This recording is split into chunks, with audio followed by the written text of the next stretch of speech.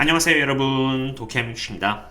최근 들어 에너지 트랜스퍼인 ET를 비롯해서 대부분의 원유 기업들이 경기 침체란 핑계거리와 함께 하락을 했는데요.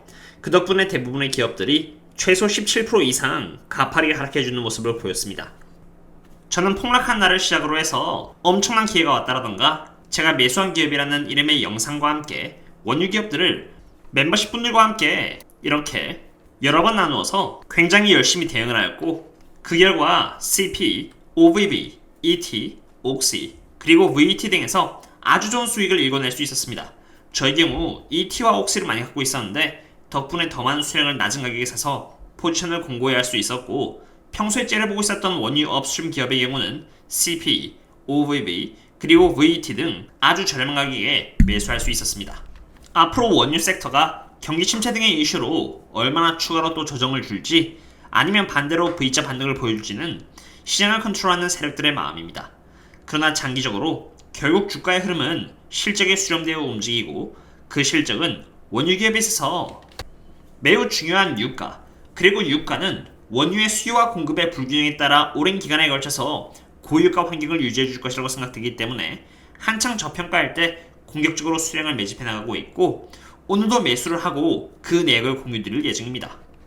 혹시라도 저를 서포트 해주시면서 함께 장투하길 희망하신다면 언제든지 이 링크를 통해서 조인하신 뒤 커뮤니티에 남겨져 있는 멤버십 전용글을 통해서 접속해주시면 되겠습니다. 가장 먼저 오늘은 GDP 결과도 나왔고, 신규 실업수당 청구 건수도 나왔으며 GDP 물가지수 3개가 전부 다 나왔는데요. 이러한 실적 발표와 함께 프리장에서 주가가 일제히 하락하는 모습을 보여주고 있습니다.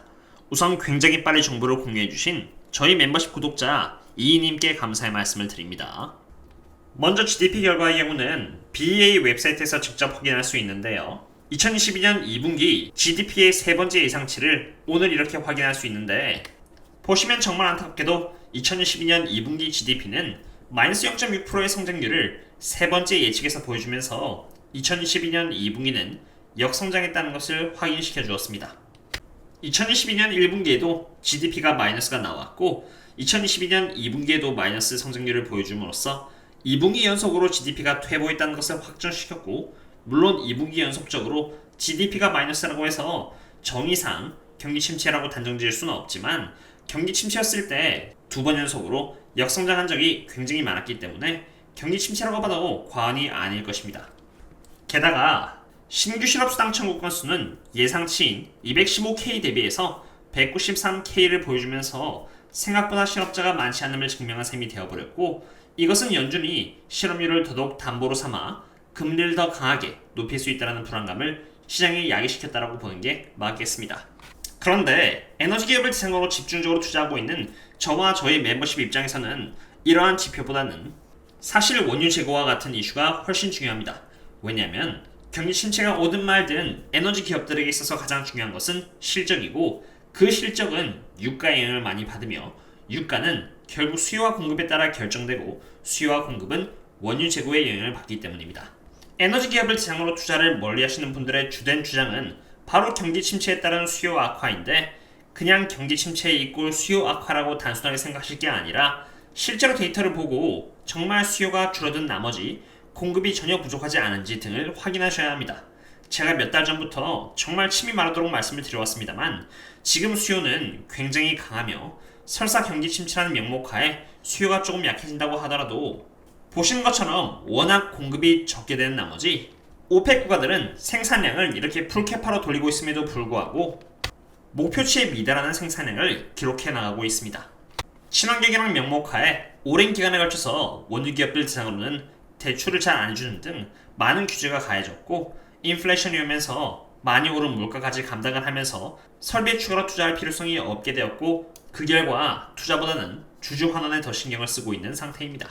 중국은 지금까지도 락다운을 하고 있는 상태이지만, 락다운이 풀리게 된다면 그것은 원유 수요 증가를 의미하는 것이고, 전략 비축유는 몇십 년 만에 가장 낮은 재고량을 보여주고 있는 상태에서 10월 말이면은 이것마저 끊길 것이기 때문에 공급량은 더더욱 줄어들 것이며, 유럽은 겨울을 준비하기 위해 거의 공급이 끊겨버린 천연가스 대신 원유를 앞다퉈 수입하면서 아시아의 수입량은 이렇게 2021년 대비 현저히 줄어들었고, 반대로 유럽에서의 원유 수입량은 급격하게 상승했다는 것을 보여줍니다. 쉽게 말해 비싼 가격에도 유럽은 에너지를 사들이고 있다는 것을 의미합니다. 그리고 경기 침체가 왔다고 했을 때 원자재 기업들의 주가는 잠깐 하락할 뿐 얼마 지나지 않아 주가가 반등하는 모습을 1973년, 1980년, 그리고 1990년에 걸쳐서 계속 보여주었습니다. 에너지에 있어 수요와 공급에 대한 밸런스가 계속해서 엇갈린 모습을 보여주는 이상 푸틴의 핵을 제외하고는 대부분의 이슈들은 그저 잡음일 뿐이며 더 큰 돈을 벌 수 있는 기회로 작용하는 것입니다. 그럼 이런 상태에서는 어떤 기업을 통해서 대응을 해야 하느냐가 가장 중요하겠죠. 제가 어떤 기업을 노리고 있는지는 텔레그램을 통해서 말씀을 드렸으니 이번엔 그 이유에 대해서 설명을 드리고자 합니다. 이것은 바로 캐나다와 미국에 대한 환율 차이가 캐나다 원유 기업에 있어서 어떠한 영향을 끼치는지 보여주는 그림입니다. 예시로 이것은 캐나다 기업의 재무제표인데요. 2014년과 이렇게 2022년 당시 292밀리언 달러라는 매출을 기록했었습니다. 생산량과 유가의 가격 모두 동일한 조건에서 말이죠. 그런데 딱 하나 다른 점은 바로 환율입니다. 2014년 때는 달러와 캐나다의 비율은 0.91이었던 반면 2022년은 0.79로 2022년 때가 캐나다 달러가 더 약했다는 것을 볼 수 있습니다. 미국 달러로 292밀리언 달러를 기록했었다면 환율을 적용하여 캐나다 달러로 바꾸면은 2014년에는 322밀리언 달러의 캐나다 달러를 기록한 반면 2022년에는 368밀리언 캐나다 달러를 볼 수 있겠습니다. 이비타의 경우는 93.52밀리언 달러가 153.29밀리언 달러로 바뀌면서 마진율은 29%에서 42%까지 엄청나게 큰 차이가 난다는 것을 볼 수 있습니다. 그리고 맨 마지막 프리 캐시 플로우는 24.19밀리언 달러가 101.84밀리언 달러로 바뀌면서 프리 캐시 플로우 마진은 크게는 3배 이상이나 차이가 난다는 것을 볼 수 있었습니다. 그럼 이제 캐나다 원유 기업들이 환율로부터 많은 수혜를 받을 수 있다는 것을 알아보았으니 이번엔 캐나다 기업들의 전반적인 밸류에이션을 한번 체크해 볼 텐데요.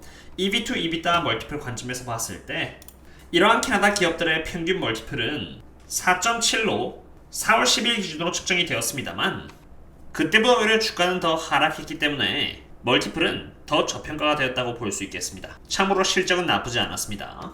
그런 상태에서 2014년과 비교를 해본다면 기업의 밸류에이션에 있어서 자그마치 62%라는 괴리감을 보여주고 있습니다. 그만큼 저평가를 받고 있다는 것이죠. 그리고 제가 2014년과 비교를 한 이유는 2014년 때 당시 WTI 가격이 2022년 3월 때의 가격과 별 차이가 없기 때문입니다. 게다가 사실 캐나다 기업들을 떠나서 에너지 기업들의 전체 P/Forward 멀티플은 이렇게 8.1로 S&P 500 라지캡의 멀티플 15.7보다 저평가이고 S&P 400 미드캡 11.4p 멀티플보다 저평가이며 S&P 600 스몰캡 10.9p 멀티플보다도 저평가입니다. 이렇게 장이 안 좋고 특히나 S&P 500의 forward P 멀티플은 여전히 15.7로 이제서야 고작 평균 정도의 위치에 있는 만큼 저라면 가급적이면은 저평가인 원유 섹터를 대상으로만 대응을 해야 할 것 같네요. 오늘의 분석은 여기까지 하도록 했고요. 다들 안전하게 투자했으면 좋겠습니다. 그럼 다음에 또 만나요. See you later.